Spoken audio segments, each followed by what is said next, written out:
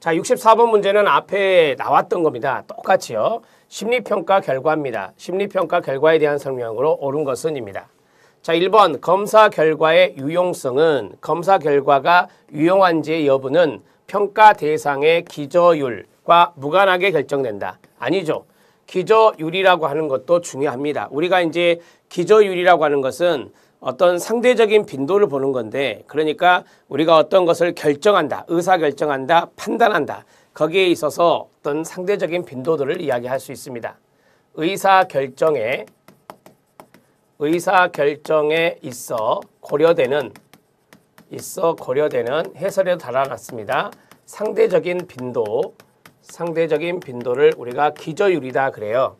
자, 여러분 우리가 심리검사를 했는데 그 전에 어떤 베이스라는 단어가 있잖아요. 베이스. 기초적인 부분이거든요. 그래서 그 전에 처음에 있었던 그러한 상태를 우리가 어느 정도 알아야 이 의사결정을 할 수가 있거든요. 판단할 수가 있거든요. 근데 기저율을 무시해서 많이 문제가 발생하는 겁니다. 그래서 의사결정에 있어서 고려되는 상대적인 빈도를 고려해야 되는데 그것과 무관하게 결정된다 그랬으니까 틀렸습니다. 이것은 고려하여야 합니다.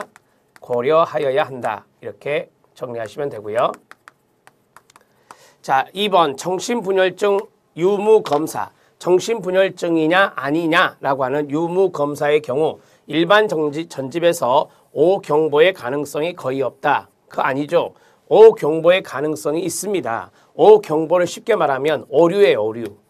자, 오류. 우리가 정신분열증 유무검사할 때 정확하게 그것을 가려내기가 쉽지 않죠. 그래서 정신분열증 유무검사에서 일반 전집에서 일반 전집 하면은 우리가 이제 보통 전집하면 모집단이라고 하잖아요. 자, 그러한 것에서 자, 오류의 가능성이 나타날 수 있다. 자, 이렇게 생각하시면 돼요. 검사상 자, 오류의 가능성이 있다라고 하는 것으로 생각하시면 됩니다. 2번 지문을. 근데 가능성이 거의 없다 그랬으니까 이거는 틀린 지문이다. 이렇게 정리하시면 되고요. 3번 전문가에 의해서 임상적으로 판단하는 것이 있습니다. 대개 통계적 판단보다 일관되게 우월하게 나타난다라고 했는데요. 여러분 이 임상가의 판단하고 그다음에 여기서 말하는 통계적 판단이 있잖아요. 이러한 통계적 판단이 바로 아까 여기서 했던 2번 지문이거든요. 2번 지문.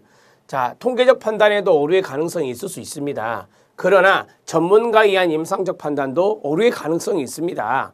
따라서 전문가에 의한 임상적 판단은 통계적 판단보다 일관되게라고 했잖아요. 일관되게 우월하게 나타난다. 아니요. 그렇게 설명하면 안 되고, 자, 임상적 판단이 통계적 판단보다 더 잘못되어서 나타날 수도 있어요. 그렇기 때문에 3번 지문은 잘못되었다라고 보시면 됩니다.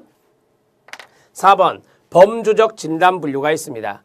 범주적 진단 분류가 있고 그 다음에 차원적 진단 분류가 있는데요.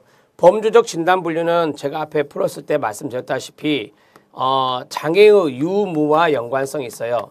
장애의 유무와 연관성이 있고 이거는 질적인 수준이다라고 했고, 자, 차원적인 것이 있다. 차원적인 것은 장애의 정도를 말하는 거예요.